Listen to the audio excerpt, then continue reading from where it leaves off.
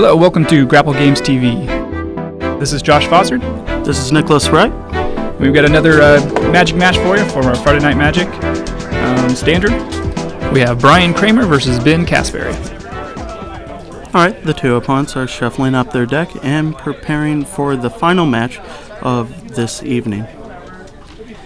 They're both playing Golgari decks, and so we got a little bit of a mirror match going on. Looks like Brian just won the dice roll.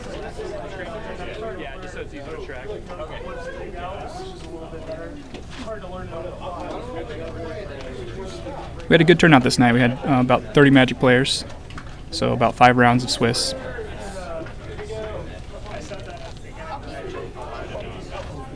With mirror matches, it'll definitely be interesting to see the differences of the deck and how many similar game states we see between both sides. Alright, starting out with the Swamp on Brian Cramer's side, and Caspary starting out with the Deathrite Shaman. Most likely going to be a very useful card in this mirror match. Yeah, absolutely. It's a great first turn play. Blot the Troll comes out for Brian. And the Sylvan Caryatid comes out for Ben. One of the great new mana rampers for Theros. Yeah, especially helps with color fixing, and as a 0/3, when you need it to block, it does block. Yeah, it blocks quite a bit, as well as being hexproof. Gives it a lot of versatility. Protects it against removal, which is always nice for any of your mana sources. It's always not good to lose a mana source to just removal. And Dragmangler swinging in for a total of 5 with Lotleth Troll. Definitely be interesting that if that Lotleth Troll gets blocked by the Deathrite Shaman, what, if anything, he'll sack for damage. Yeah, Alright. Looks like he didn't block anything. Not sure why he didn't block the Troll with his... He was potentially scared that it was going to be a discard, and then he would lose it. bigger. He wanted to get this Polychronos out without any trouble, because that's the 5/5 being beefy against those two things is really going to make a difference here. Yeah, hard for Brian to swing into that. Yeah, even with Lotleth Troll, if he had like a handful of creatures, I can't really see his hand that well. That wouldn't be, I don't know. That kind of seems lame. 2 for 1-ing or 3 for 1-ing yourself that way. Reaper of the Wilds.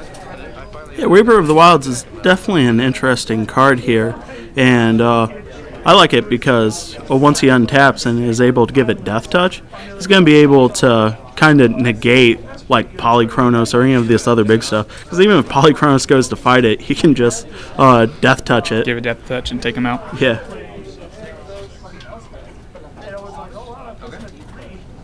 Grizzly Savage. Searching for a specific card, rest goes down to the graveyard. And looks like he's taking a land. Maybe an Overgrown Tomb. Possibly, I didn't see it that well.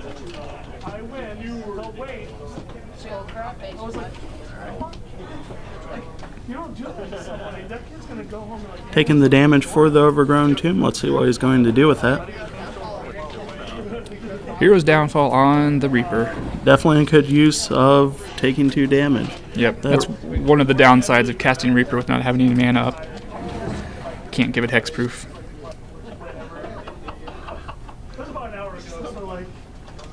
Yeah, it definitely brings into the question of if you hold the Reaper or not. Can't see Brian Cramer's hand too well, but that might have just been the best thing anyway. At the very least, it was a 1 for 1. He had to use that removal spell on that as opposed to possibly something bigger.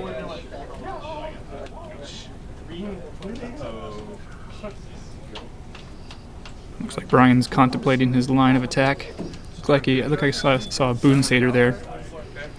Yeah, that would definitely be able to, whichever gets through, make that a little beefier out of nowhere.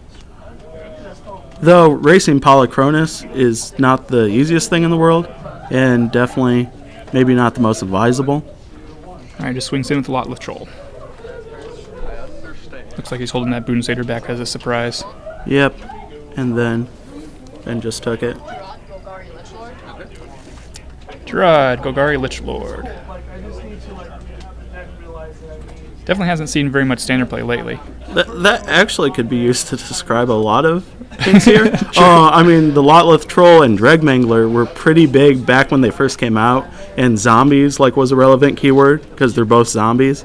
But once Theros came out, they pretty much fell off the face of the planet till now, and independently they've both come up with green-black deck lists, which is definitely interesting. I personally haven't been really keeping up with the PTQ's tournament scene, so I could be wrong, and maybe Green-Black had just recently posted well in a tournament. I don't know how much you've been following it, but it just seems like these guys kind of just came out of nowhere with both running Green-Black. Yeah, they definitely did. I know I've seen a couple of lists running around for Green-Black, but none's really shown up here at the store until tonight, actually. Yeah, and the fact they're both running Green-Black, right now Ben has a pretty big advantage because he both has that Ooze and that Deathrite Shaman, which triggers off of stuff in the graveyard. And now that Ben Cramer will also be trying to get stuff in the graveyard, for example with that Lotleth Troll, he's unfortunately, this isn't the best matchup for him right now because Ben's just going to benefit with that. He discards something and the Scoos just eats it up. Yeah. Actually, unless he gets some removal here for his Golgari Lich Lord, this is actually not looking too good for Ben. It looks like he's just taking the damage. Sure, I'm pretty sure he's pretty confident he can stabilize at this point. And Brian brings in his own Polychronos. That definitely does change his pretty much a lot of things.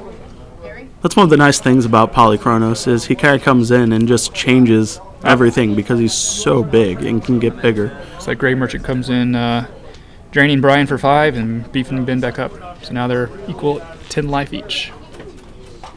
Yeah, that was a pretty good play there because that'll just stabilize him. Even if Polychronos does get big, he has some life he can fall back on in case he just wants to save his guys and not block. Though Brian now has just a ton of damage on the board. Looks like Ben's looking to get some mana with his Deathrite. Play another Ooze.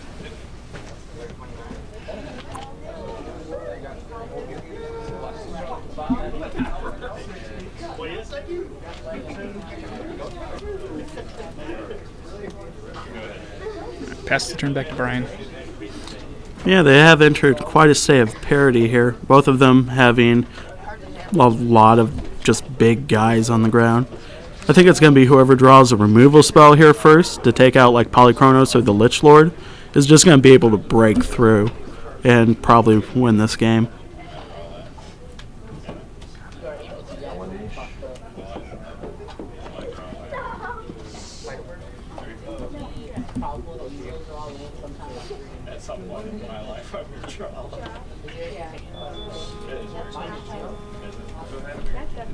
This is definitely a matchup where you're glad you're running Heroes Downfalls.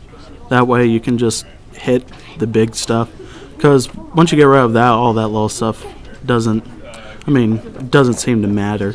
Even if you didn't have a Boon Satyr or the Lotleth Troll, Polychronos could just block and or get monstrous all those little guys. Yeah, we haven't seen any removal come from Brian yet. I'm wondering if he has any in his deck. Well, you imagine with Golgari that there would either be a Hero's Downfall. It would really be unfortunate if he's running Doomblades, because then you can't hit the Lich Lord with that.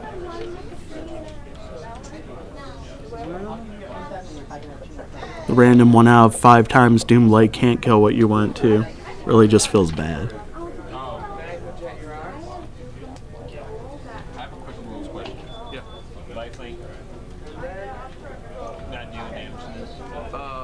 Whatever tramples over will. Okay, so yeah, so I completely understand what you're saying, but he's getting it now, so you gain. Just thinking about tapping 5 mana or 4 mana. Oh, Monstrosing. Launching Polychronos to take out Deathright. It's a pretty good move, because at this point he could just Deathright once a turn and get value out of that. It's a smart move just shutting that down before it got too out of hand. He's also probably looking to save his own scavenge stuff. Oh, Yeah. what a top deck. Hero's Downfall off the top of the deck, taking out Polychronos. Yeah, this is not a good thing for Brian. Though he does have a Lotleth Troll that can block for days against anything that doesn't have trample, due to that regenerate ability, which is what's really appealing about that. With less ways to exile things out right now, regenerate really does mean a lot against like Hero's Downfall and Supreme Verdict. Looks like Ben was looking at Brian's graveyard to see what he can eat with his ooze.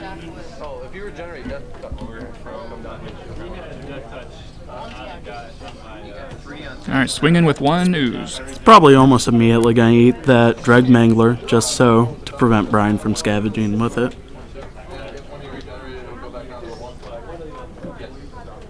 That's the nice thing about scavenging ooze is even though there's not a lot of decks that rely on using stuff from the graveyard, if they do, scavenging ooze just, randomly wrecks them. Yep.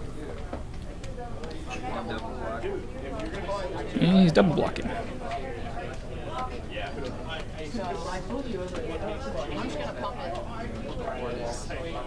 Just making sure no matter what he kills the ooze. Yeah.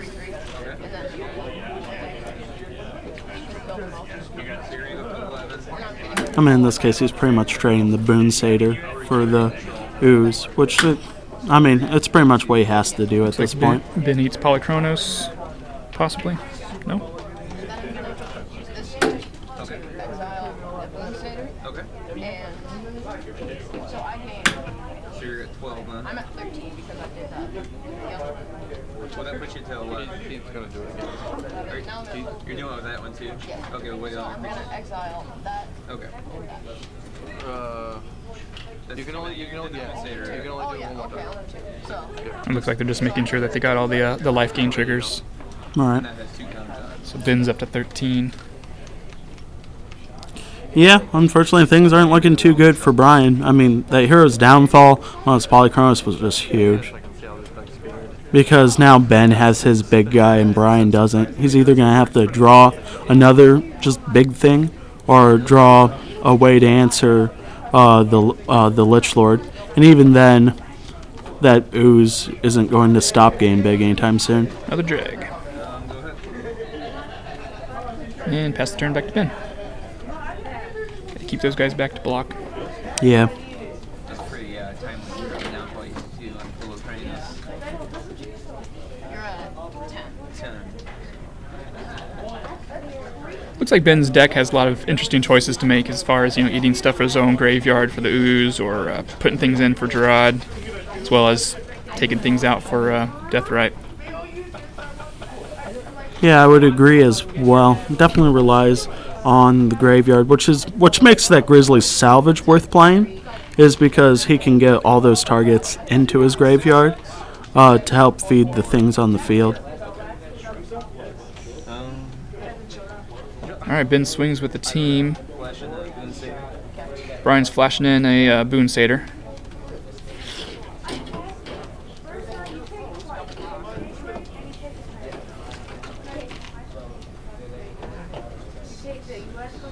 Yeah, even with him doing that, unfortunately the blocks for Brian here just aren't that good. He's going to be able to take down some things, but even after this, Ben's just going to have better stuff still alive than Brian does, and Brian's going to lose most of this, so that's going to be unfortunate. Plus now, seeing that he's not blocking the ooze is going to have targets for days, so that can just become huge. And he uses Gerard's ability, sacks Grey Merchant, deal 2 damage directly to his face.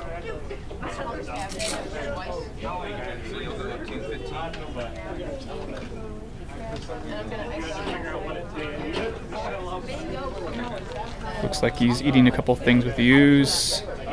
And Can't tell how many counters he has on it. Okay. 16. So you're at 16, and that is a 8-8. And you're taking 2. Alright. And you're taking 2. Drop. Down. Yes, but he's still taking 2 because So is that after damage? this is before damage. Okay. 2 damage to him. Okay. So he goes to 8 and 8 damage right there. Okay. That's good. That's good. Game 2. All right, and that'll be enough for game with the Ooze having scavenged enough to get through and have defeated Brian.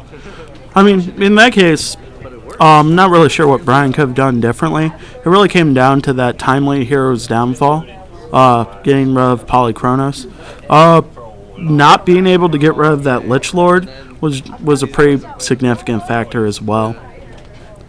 It'll be interesting to see if he puts in more removal for the second game during the sideboard, and what changes Ben makes, if any. Golgari in my cool sleeves. One step at a time. There, you can scan. I can scan. Travis, 3 Storm Breaths didn't work out for you? Yeah, from what we've seen, it looks like Ben's playing a little bit more of a control-y Golgari, and looks like Brian's going after more of an aggressive strategy. Yeah, it'll be interesting to see what cards Brian has that possibly Ben has as well. We didn't see any Death Rights or Scavenging Oozes in there, but it'll be interesting to see if he does have those, because basically whoever gets like a couple of those out first will really benefit from both of them trying to get stuff in their graveyard. But I always get rid of it with a rope decay. Did you not play Rest in Peace against him? Are you still? Actually, with the scarcity of black-green recently, makes me wonder if either of them had really expected to go against another green-black deck tonight. Yeah, probably not. Rest in peace. Rest in peace with everything. Looks like he's taking out a couple Carrotids and Boon Satyrs. Can't quite see what he's putting in. Ben kept his deck as is. Which actually did that quite effectively. Yeah, he's got a lot of multicolor. I didn't honestly put both in. What? No. We're just giving him advice to get off sideboard against your deck very well right now. Oh, they're relatively certain. Yeah. You know, because everybody sideboards that now. Yeah. You get so much graveyard stuff.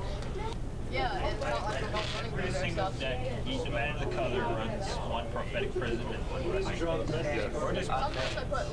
Sometimes I'll just put Varls in for kicks and giggles, just because then whenever people come into my graveyard, Varls scavenge everything on this group. And I just do it to roll troll so I can get trample, and I can regenerate him. There you go. You're an up-and-coming deck builder. I feel like we start city. I didn't see Ben play any of those Reaper of the Fells, but it'll be interesting to see if he has those in his deck as well. With having both Hexproof and Death Touch, they really are useful against the bigger things such as Polychronos or Arbor Colossus that come out. Yeah, if you're running green-black, it's definitely a great card to have in there. It'd almost be one of the things that would drive you towards those colors. Though there has been the amount of removal that both of those have as well. Abrupt Decay being particularly useful against the faster decks that have a lot of impactful 3-mana cost or less creatures.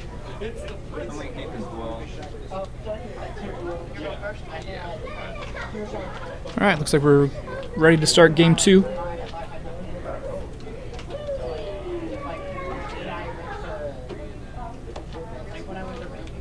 Alright, I definitely see a Hero's Downfall there in Ben's hand, which I imagine will come in great use. He's also starting with a Deathrite Shaman, which is definitely something in this matchup you want to see. Brian playing a Golgari Guildgate.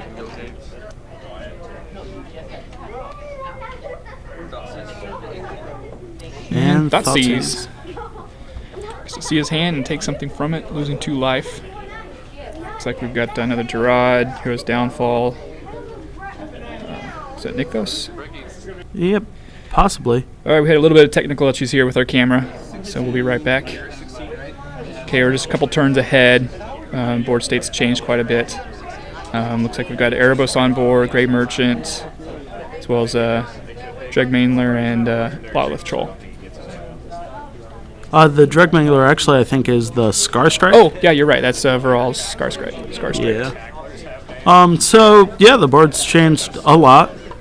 And now I had not seen Erebos earlier, so it looks like Ben also has a Black Devotion going as well here, as indicated by the Grey Merchants. But that makes sense as well. I'd imagine now by looking at this, he's also running Whip. It looks like Wright got taken care of somehow.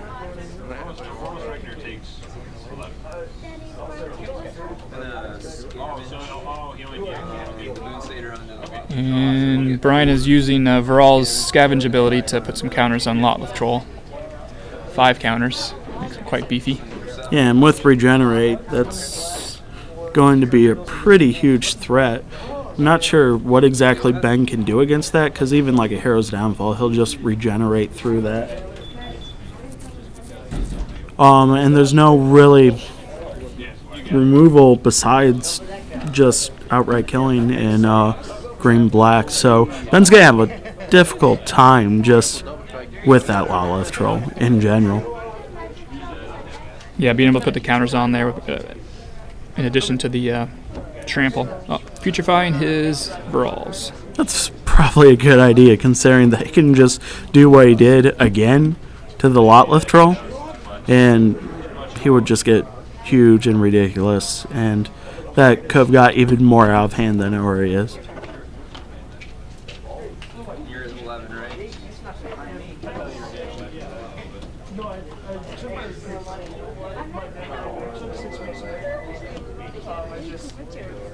Alright, looks like that was a Reaper of the Fells. Reaper of the Wilds. Wild, really. Oh, Fells was last set. My bad. Huntmaster of the Fells? Yeah.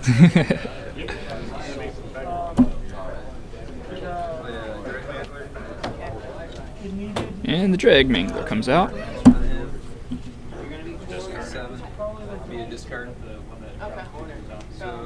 And using Lotless ability to put a couple counters on there. And looks like swinging in for game. Yep. Yeah, that Lotleth Troll was pretty much a death sentence at that point. Ben had to kind of kill him early or just negate him before he got too big. Because at that point, he was just controlling the game. Because he was big and resistant to the removal. The most Ben could have hoped for is to get the Devotion off of Erebos, and then they would pretty much negate each other. They would just sit back and never swing into each other. And they would have had to find a solution from there. But at that point, with him never getting Erebos online, there was not much he could do. Yeah, it definitely looked like Brian's deck was running the way he probably expected it to, or hoped it would. Yeah, actually, neither of these two games have really come down to gameplay decisions. They've just come down to basically where the board state has been at. With Hero's Downfall taking out Polychronos, there wasn't much Brian could have done better to go against that. And then with Ben, there was a little bit of footage we missed there, so I'm not exactly sure what happened there. But with the... He didn't really draw anything that could have handled that at that time. So, and that's just sometimes how it happens. Part of that's deck construction, and part of that's just what you draw at the time. You gotta do the best with what you're given. It's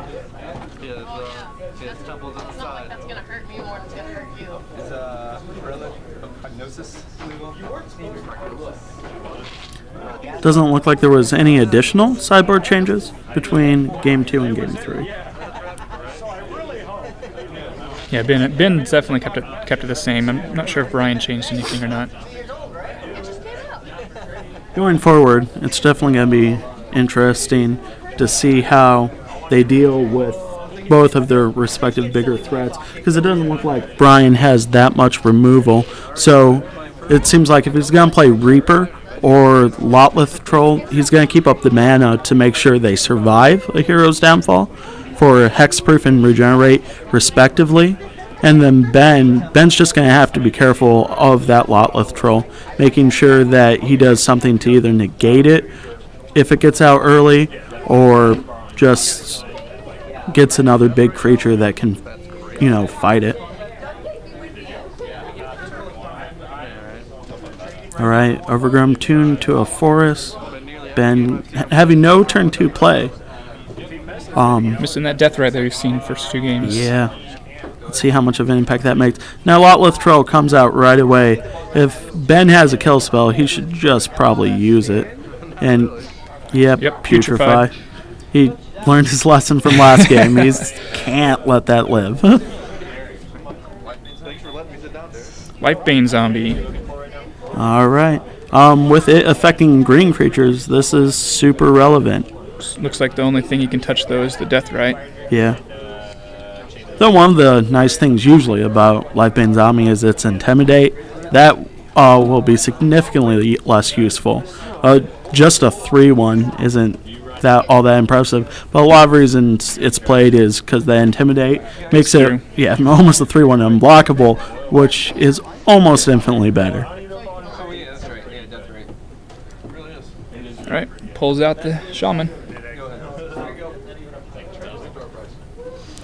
That's actually an interesting note. Lifebane Zombie does exile the creature. It looks like this was missed in this particular instance. Put in the graveyard. Yeah. That could come in effect. For And actually, this is the one matchup where that might mean something. So, it'll be interesting to see if that... there it goes. They caught it. Good for them.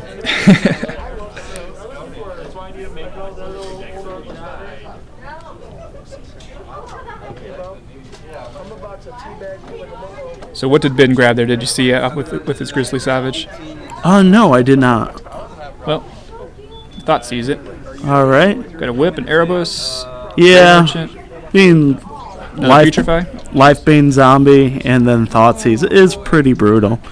At that point, you've lost 2 key parts of your deck, so I'm hand. And at that point, it's hard to formulate a plan from there. If I was him, I would just grab the Gray Merchant. I mean, there's no reason. I don't know. Giving everything lifelink's pretty brutal. Sure, but he has 2 whips. If he throws away 1, he'll just use the other.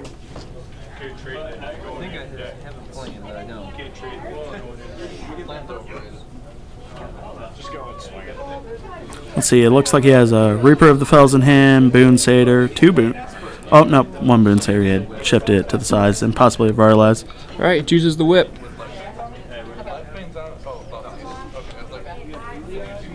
It is legendary, right? It's legendary, so... Yeah, I still think that's an interesting choice. Maybe his thought being he just didn't want to give any more fuel to the whip when he gets the other one out. That's probably the thought process going into there. And 6 damage going in. That is quite a bit. That's enough to be significant at this point. Ben's going to just have to hope to draw. That lifelink from the whip is going to be significant, though, to help mitigate this race. Yeah, with Brian having the aggressive strategy, removing any type of life gains definitely. So here he has to Gray Merchant for only 2, looks like. Sure, but even that 2 is fine in this situation. Yep. He needs anything. That's much better of a play than like playing the whip or playing Erebos and trying to get it later, because he needs the life and the blocker now. So not getting greedy with that devotion was definitely the correct play on Ben's side. Yeah, many times people wait for several pieces to get out in order to maximize the Gray Merchant. Yeah, but in this case, I mean, he needed the blocker for the Lifebane Zombie and the health now. Yeah, having 4 toughness is definitely very relevant in these matchups. Able to block Dreg Mangler and Lifebane.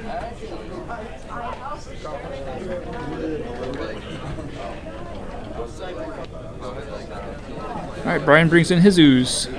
Yeah, unfortunately, unless Ben has like removal he's drawing into, that's going to get quite big. Brian might be, though, limited by his mana and how much he can activate at a turn. But if he starts dropping lands, yep, Putrefy. Do you think Brian should have swung in both with the Lifebane and Dreadmangler, at least getting one in? Maybe. That is iffy. He is, until like the whip comes out, he does have pretty much the advantage on board here.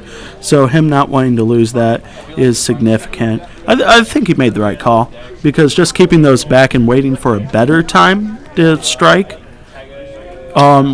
is probably the smart thing to do. Oh, that's right. Lifebane only has 1 toughness, so he would have been killed by a Grey Merchant. That's no good. Yeah, Vrawls. Now, Brian just keeps on playing threats that Ben has to do something about. Both the whip and Erebos are too slow to deal with it. Another whip. Yeah, while this is going to help Ben in this race, Valraz is, it's a one-time thing. It's a one-time swing, one-time life.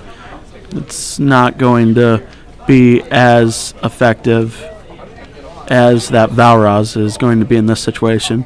That Valraz is just going to make somebody huge. He still has the Erebos, which he didn't know he would have Devotion to bring Erebos online. Yeah, that will be significant, because just having a big guy to block some of this craziness is going to definitely help. But Valraz will just make everyone big. And he'll just be able to swing past Erebos. Scavenging the Scavenging Ooze and the Lotleth Troll to make both Valraz and Dreadmangler big. The good thing to do, spreading up his threats. Possibly, he knows he has Erebos, so possibly preparing for that when he's going to have to just swing all the guys through. There comes Erebos. Yep, big dude.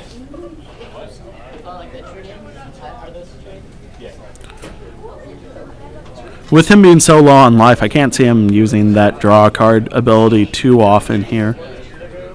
And Ben's biggest problem is he just doesn't have targets for the whip in his graveyard. He does have targets, but they're nothing he really wants. Nothing's too threatening at this point. Yeah.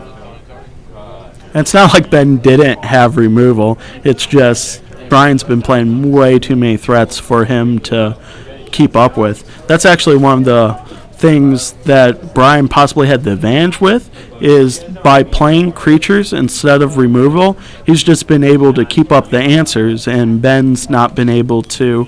Unfortunately, Ben's cards have been pretty low impact. Like the Grey Merchant, has done almost nothing in this matchup. He stopped the 2 from swinging in that one time, but now, because of Valraz, Dreadmangler and Lifebane Zombie have retained their usefulness in the late game, and the Grey Merchant is just almost nothing.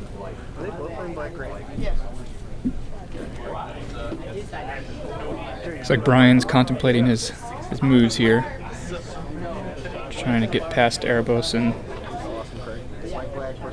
Yeah, he's seeing if he can make a swing in worth it, or if he's just going to wait till he has a better board position. He has a good one right now, but he wants to make sure that if he's going to swing against the 5/7 bigness that is Erebos, that he's benefiting out of it in a significant way. He also has a Boon Satyr in hand, so there's always the move of just making the guy that gets through bigger. He's possibly even doing the math to see if he can outright kill Ben. Oh, Polychronos. He just plays a Polychronos, which at this point that's fine. Because at that point he's almost guaranteed to just go, and Vraska is Vraska. Yeah, it's definitely something he needed to play here. He needs to start thinning Brian's deck. Instantly comes out and destroys Polychronos.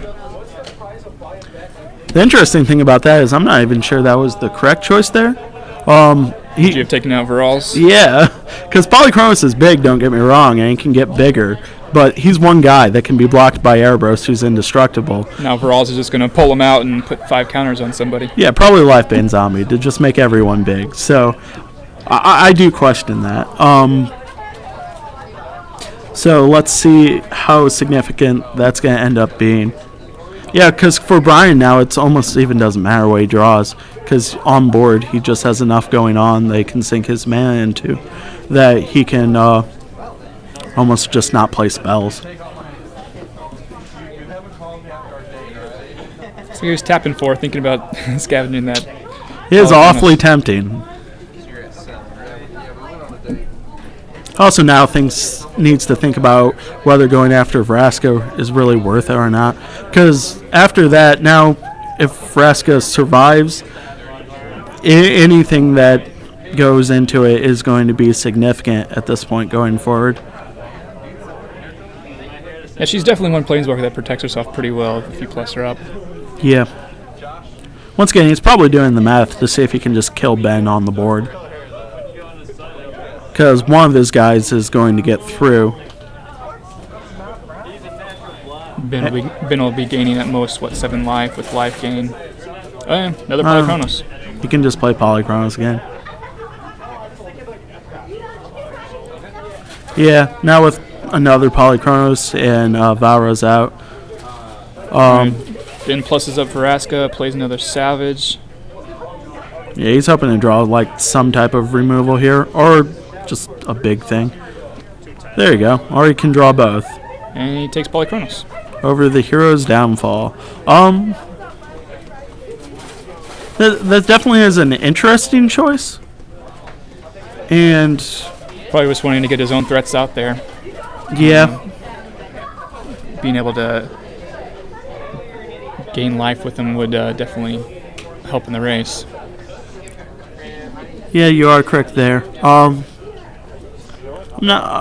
still once again not entirely sure that just grabbing the hero's downfall would have been the thing to do there to either get rid of the Scar Stripe or even now getting rid of Polychronos again would be pretty significant in the overall range of things, even though Valraz is just going to make everything big now. Looks like Brian's got a Boon Satyr and a Reaper of the Wilds. And something else, another Ooze. I'm not going to stand here and lie to you. Did you play? No, it's not. Yeah, sure.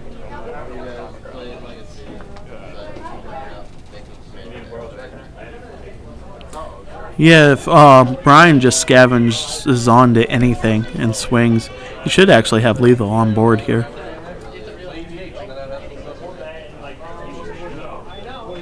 And I'm sorry, I meant by scavenge onto anything, I meant scavenge onto the Lifebane zombie. Though he does have 3 blockers here, so if he did that and the Dreadmangler got through, Yeah, it looks like he's swinging in with the team. he'll probably just Boon Satyr, the one that does not get blocked, making it lethal.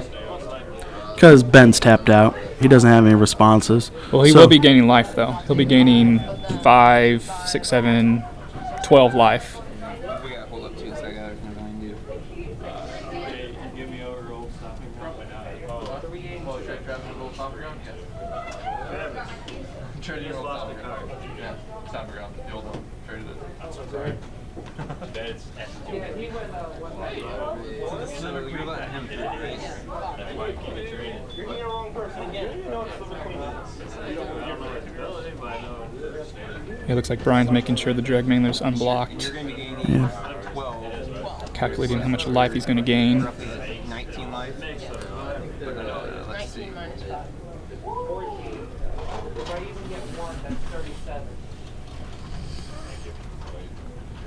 What'd you win?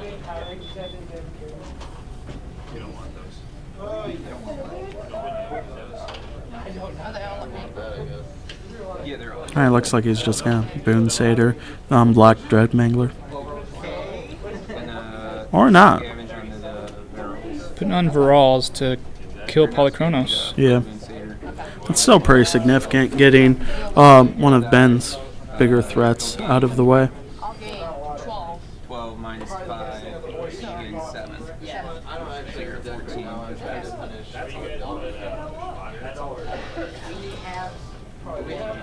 That didn't work out like I wanted.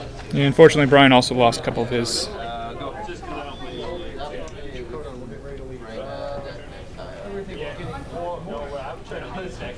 Looks like a net gain of 7 life for Ben. Yeah. Unfortunately, right now it comes down to things aren't looking the best for Brian. Oh, that was a pretty significant gain for Ben there. Not really sure if Brian could have done something better there, as if he sat back and did nothing. I mean, Vraska was just going to get bigger and do more stuff. But she's going to do that now anyway. So, yeah. Ben plays a Ratchet Bomb, another Polychronos, or he whips back a Polychronos. Yeah. I think he just forgot to tap the whip. Okay, so that's technically 7. So I go down to 9, and you go up to 21. Yep.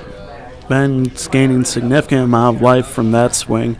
That Vraska was huge in this matchup.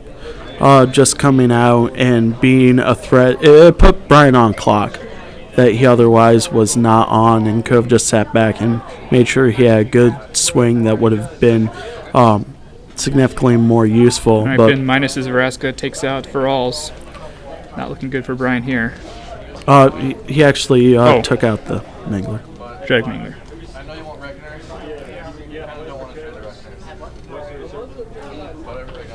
In this case, he was thinking that was more useful than having the Boon Satyr come in. Though, once again, I think Vral's ability is still relevant here.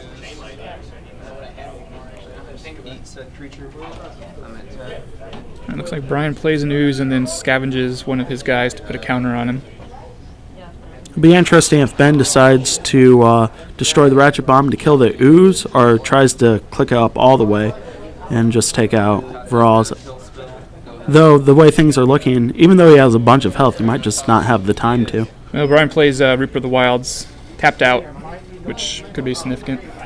Could be, though Ben is top decking, so, you know, there's that small chance that he top decks removal. It looks like he top decked a Gary, little gray merchant of Asphodel.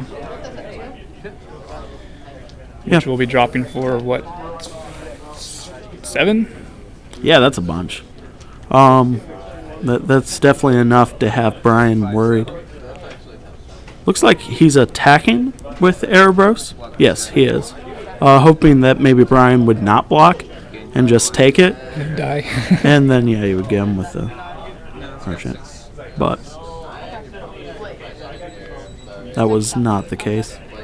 All right, well, Brian just blocks and looks like big enough he survives. Ben plays the merchant, gains a bunch of life. Brian's down to 3. Yeah, things are definitely not looking good here, because now that Ben's at so much health, he can just activate Erebos' ability and be ahead card advantage, which already being ahead on board, that's going to be significant here and probably just going to decide the game.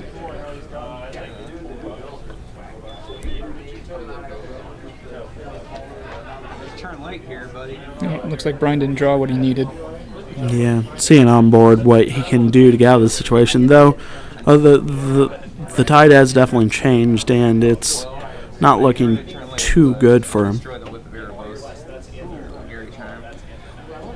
Takes out the whip with the Golgari charm. Yep, unfortunately Erebos is still real, considering that he has 2 gray merchants out, which are keeping the faith and keeping Erebos a creature, which is significant at this point because it's big and almost anything that Brian throws in front of it, at the most it could do is just block it without getting destroyed itself. All right, using Varals to scavenge his Dreg Mangler. 3 counters on... Which is better than Dreg Mangler's normal salvage ability. To put 3 counters on the Reaper. Yeah, it saves you some mana.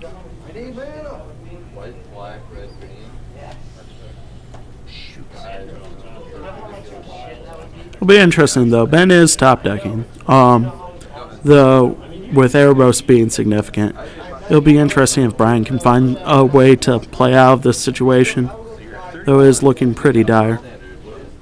It looks like Ben is using Erebos' ability to draw a card at the end of the turn there.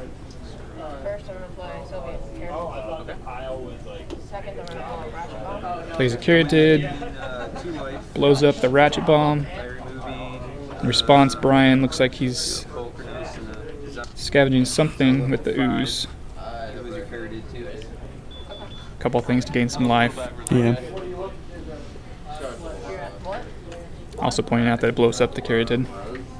Now this is turn 2. Gonna hero downfall that. Downfall. Yeah, that was pretty significant. Make him tap out. And he does extend the hand there. Then I'm gonna attack with everything. Because I'm at 5. Alright, so if I block Erebos, I go down to 1. I go to 1. All I need is an amazing top deck. And then I'm gonna pay 2 life and draw a card. You're at Alright, Brian goes down to 1. Things don't look too good. There's not really much he could draw in this situation that could help him. The most he could do is like get removal for one of the gray merchants to turn off the devotion.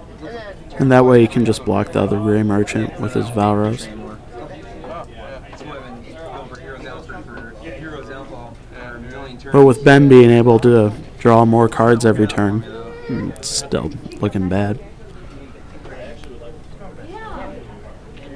Once you have that health, using Erebos to get that big of card advantage is pretty useful. That's a neat interaction between him and his whip. The whip will gain you the life, and then All right, Erebos. there we goes. Yep. Brian realizes that all he had was a Lotless Troll. Yeah, once again, that Vraska was pretty significant, that third game, because it just put him on a clock that he wasn't on earlier. Had that Vraska not come out, he kind of just built up and then gotten enough big guys to have ran over his opponent. But with Vraska coming out, he was risking just losing guys every other turn. Yeah, Ben definitely had some great top decks there and was able to take the game.